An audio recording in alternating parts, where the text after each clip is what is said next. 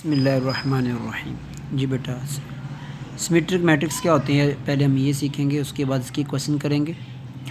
A square matrix is symmetric. एक square matrix को हम सिमेट्रिक कहेंगे if it is equal to its transpose, अगर वो अपने ही ट्रांसपोज के इक्वल हो। Matrix A is symmetric if A transpose equal to A. आपके पास यहाँ पे देख सकते हैं ए का ट्रांसपोज इक्वल टू, मतलब कोई भी एक आपके पास ए मैट्रिक्स है, अगर उसी का ट्रांसपोज उसके इक्वल आ जाता है तो हम उसको सिमेट्रिक मैट्रिक्स कह सकते हैं। मसलन हमारे पास ये मैट्रिक्स एम है, इज़ अ स्क्वायर मैट्रिक्स क्योंकि इसकी 3 रोज़ हैं, 3 कॉलम्स हैं। ठीक है, अब इसका हम क्या करेंगे, ट्रांसपोज लेंगे। आप देख सकते हैं हम इसका अगेन ट्रांसपोज लिया तो आपके पास सेम टू सेम वही मैट्रिक्स आ चुका है। ठीक है, तो इसको हम कह सकते हैं एम इज़ अ सिमेट्रिक। लेकिन यहाँ पर आप देख सकते हैं हमने इस ए का ट्रांसपोज लिया, लेकिन यहाँ पर ट्रांसपोज देख सकते हैं कि लेने के इस ए का ट्रांसपोज लेने के बाद आपके पास आंसर सेम नहीं आया, यानी कि वो इक्वल टू ए के इक्वल नहीं है, इटसेल्फ वो मैट्रिक्स नहीं आया, तो हम ये कहेंगे A is not a symmetric matrix. ठीक है, ये बहुत सिंपल था, जिसमें जस्ट हमने एक ही स्टेप करना होता था कि आपने जस्ट उस मैट्रिक्स का ट्रांसपोज लेना है। अगर वो ट्रांसपोज उसकी इक्वल आ जाता है तो हम उसको सिमेट्रिक कहेंगे, अदरवाइज़ नहीं कहेंगे। ठीक है, अब स्क्यू सिमेट्रिक में आ जाते हैं। ये क्या चीज़ है? A square matrix A is said to be skew symmetric matrix if A transpose is equal to minus A। अब आपके पास A का ट्रांसपोज, मतलब वो जो मैट्रिक्स जो भी है उसका ट्रांसपोज और उसी का माइनस नेगेटिव मैट्रिक्स लेंगे आप। ठीक है, जब नेगेटिव मैट्रिक्स लेंगे तो आपका दोनों का आंसर इक्वल आता है, तो तब हम उसको मानेंगे ये स्क्यू सिमेट्रिक है। इसमें 2 चीज़ें हम करेंगे। ठीक है, एक ये कि आपने उसका ट्रांसपोज लेना है, ठीक है, और उसी मैट्रिक्स का आपने क्या करना है, उसका नेगेटिव मैट्रिक्स बनाना है। अगर वो दोनों का आंसर इक्वल आता है तो हम कहेंगे उसको स्क्यू सिमेट्रिक है। एग्जांपल के तौर पर आपके पास ये एक ए मैट्रिक्स है, हमने पहले इसका क्या लिया, ट्रांसपोज ले लिया। ठीक है, जब हमने इसका ट्रांसपोज ले लिया तो हमारे पास ये मैट्रिक्स आ गया। ठीक है, अब आपने ए का यहाँ पर ये जो वर्किंग हमने करनी है, ये देख सकते हैं आप कि आपने अब इसी का नेगेटिव लेना है। ए ट्रांसपोज का नेगेटिव नहीं लेना। ठीक है, आपने ए का नेगेटिव लेना है, मतलब आपने यहाँ पर एक वर्किंग करनी जिसमें हम ये लिखेंगे माइनस ए। ठीक है, तो यहाँ पर आपके पास ये वर्किंग हो रही है, आप देख सकते हैं ये यहाँ पर जो एंट्रीज अंदर नज़र आ रही है हमें, ये ए मैट्रिक्स की हैं और साथ में हमने इसको माइनस से मल्टीप्लाई कर दिया। ठीक है, ऑल नॉन ज़ीरो एंट्रीज हमने इसको माइनस को मल्टीप्लाई करना। अब जब इनको मल्टीप्लाई कर दिया माइनस को, तो आप देख सकते हैं हमारे पास ए ट्रांसपोज का और जो नेगेटिव ए का मैट्रिक्स है, दोनों का मैट्रिक्स इक्वल आ चुके हैं, सेम आ चुके हैं। ठीक है, जब ये सेम आ चुके हैं तो हम इसको कह सकते हैं ये एक है स्क्यू सिमेट्रिक मैट्रिक्स है। ठीक है, अब आपके पास यहाँ पर जब इसको माइनस को आप मल्टीप्लाई अंदर कर देंगे, ठीक है, तो आपके पास यहाँ पर ये माइनस ए क्या हो जाएगा, इक्वल टू ए ट्रांसपोज हो जाएगा। अभी हम देख सकते हैं इसके अंदर माइनस उसने मल्टीप्लाई नहीं किया होगा, आपने इसको एक स्टेप में मल्टीप्लाई कर देंगे तो इनके सब के साइन कर जाएंगे, चेंज होकर इस तरह बन जाएंगे। ठीक है, तो इस तरह हम इक्वल करके हम कह सकते हैं ये स्क्यू सिमेट्रिक है। हम वापस एक्सरसाइज की तरफ आते हैं। जी बेटा, आपके पास क्वेश्चन नंबर 8 है। ठीक है, इसके कुछ पार्ट से मौजूद हैं कि आपने इसके 5th और 6th पार्ट हम करने लगे हैं। अब 5th पार्ट में क्या है, सिमेट्रिक मैट्रिक्स हमने प्रूव करना है कि बी प्लस बी टी मतलब बी ट्रांसपोज इज सिमेट्रिक। ठीक है, पहले हम सिमेट्रिक के क्वेश्चन करेंगे, उसके बाद स्क्यू सिमेट्रिक के करेंगे। ठीक है जी बच्चे, आपके पास यहाँ पर पहले क्लियर कर दिया गया कि B plus B transpose is symmetric.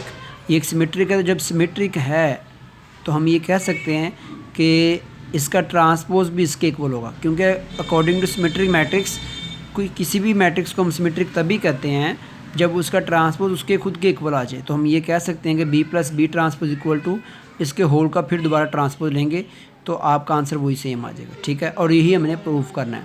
अब पहला काम हमारा ये है कि हमने इस लेफ्ट हैंड साइड को सॉल्व करेंगे। B plus B transpose open करेंगे, पहले यहाँ पर ट्रांसपोज ओपन कर लिया हमने पहले, उसके बाद इसमें एडिशन करेंगे इसका। जी बेटा, आपने ऐड कर लिए, ऐड करने के बाद आपके पास ये मैट्रिक्स आ चुका है।